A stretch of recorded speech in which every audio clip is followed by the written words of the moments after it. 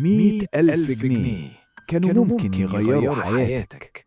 بس المشكلة مش في الفلوس، المشكلة إنك ما كنتش عارف تحطهم فين.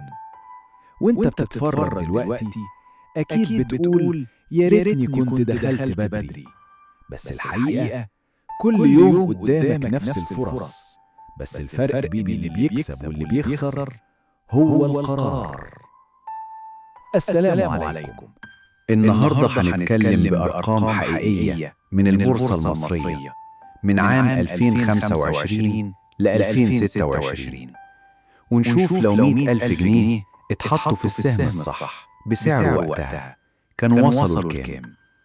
وقبل ما نبدأ سبسكرايب وفعل الجرس وتحقق من الأرقام بنفسك. رقم 1: مصر للأسمنت قنا. لو 100,000 اتحطوا فيه كانوا وصلوا لحوالي 770,000 جنيه من سعر السهم 23 جنيه ل 200 جنيه زائد توزيع. رقم 2: قناة السويس لتوطين التكنولوجيا.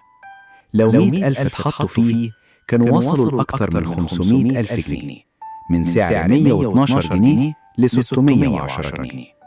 رقم 3: العربية لاستصلاح الأراضي. لو 100,000 اتحطوا فيه كانوا وصلوا لأكثر من 400,000 جنيه من 85 جنيه ل 370 جنيه، وعند القمة كانوا هيعدوا 500,000. رقم 4: النيل للأدوية. لو 100,000 اتحطوا فيه كانوا وصلوا لأكثر من 400,000 جنيه من سعر 31 جنيه ل 149 جنيه تقريبا. رقم 5: مصر للزيوت والصابون.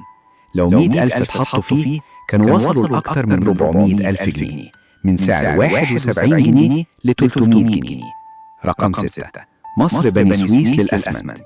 لو 100,000 اتحطوا فيه كانوا وصلوا لأكثر من 300,000 جنيه من سعر 84 جنيه ل 261 جنيه.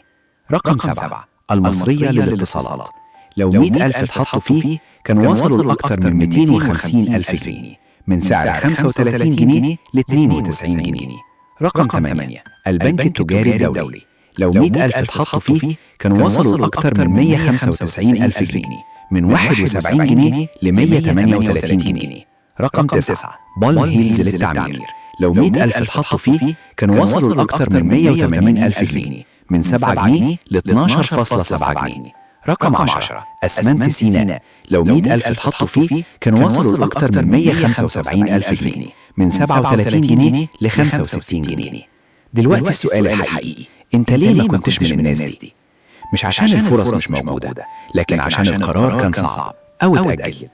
الدرس هنا مش لازم تصيب السهم المهم رقم 1، بس لازم تكون في السوق وتفهم بتعمل ايه.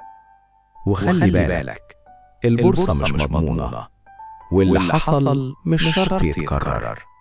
المهم تعرف أكتر عن الشركات المصرية وتتعلم أكتر عن سوق البورصة المصرية، علشان السوق مليان فرص كبيرة.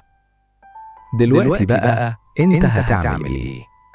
لو معاك 100,000 جنيه دلوقتي هتحطهم في سهم واحد صاروخ ولا توزعهم وتلعبها صح؟ ما تنساش تعرف غيرك وتعمل الخير. وعايزك تعرف إن الأرقام دي استرشادية بناء على الأداء السابق، وما تعتبرش نصيحة مباشرة بالبيع أو الشراء. قرارك الاستثماري هو مسؤوليتك الشخصية، والبورصة دايما فيها مخاطر. أنا عم حسن، وده EGX ماب، دليل البورصة المصرية.